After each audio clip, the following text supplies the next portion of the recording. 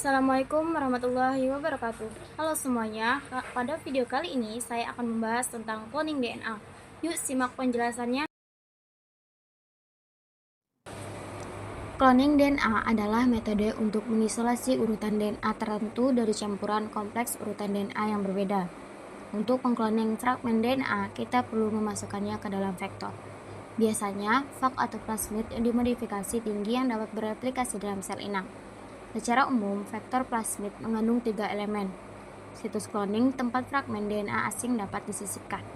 Gen resistensi obat yang menghancurkan antibiotik, dalam hal ini ampeoin, untuk memungkinkan pertumbuhan sel inang yang selektif, dan asal replikasi untuk memungkinkan plasmid bereplikasi dalam sel inang.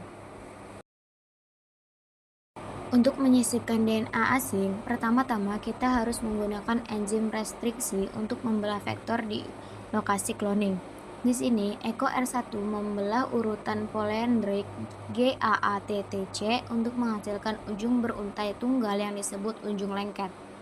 Ujung ini dapat berhibridasi dengan bagian DNA manapun yang telah dipotong dengan Eko R1.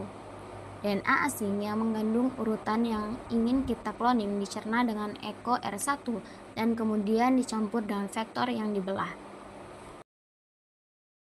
Ujung lengket molekul DNA asing dan plasma berhibridasi dan kemudian disegel ke dalam ikatan fosfodiester oleh enzim DNA lyase yang menciptakan plasmid rekombinan.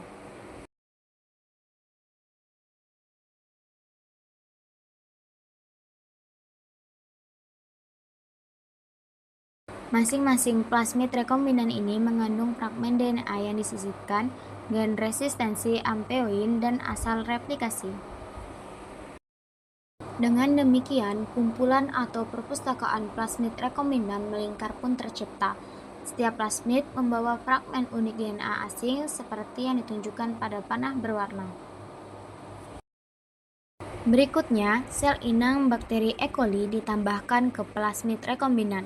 Sel-sel telah diperlakukan dengan kalsium klorida untuk membuatnya permeabel terhadap molekul DNA.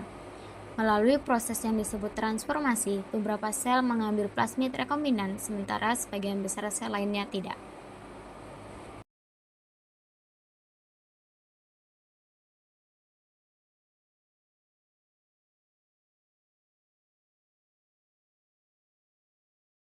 Sel bakteri dituangkan ke dalam piring berisi nutrisi augur yang mengandung antibiotik ampeoin.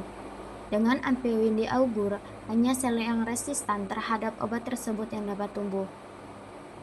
Pada suhu 37 derajat, sel akan tumbuh dan berkembang biak. Karena mereka tidak dapat bergerak pada augur, masing-masing akan menghasilkan koloni sel yang terpisah. Sel yang tidak ditransformasi tidak memiliki plasmid dengan gen resistensi ailin, maka akan mati. Sel yang memiliki plasmid resistan terhadap ailin dapat bertahan hidup. Asal replikasi memungkinkan plasmid untuk bereplikasi dengan menggunakan enzim sel inang.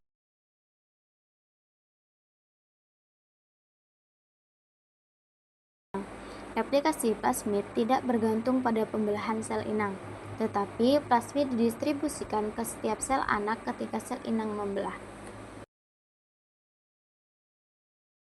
Saat plasmid bereplikasi dan sel inang berkembang biak, jumlah salinan plasmid rekombinan bertambah banyak.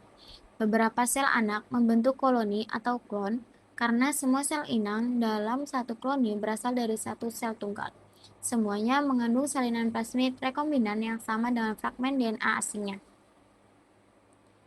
Berbagai metode pengujian sekarang dapat digunakan pada koloni bakteri untuk membentuk bakteri mana yang mengandung urutan DNA tertentu yang ingin diisolasi.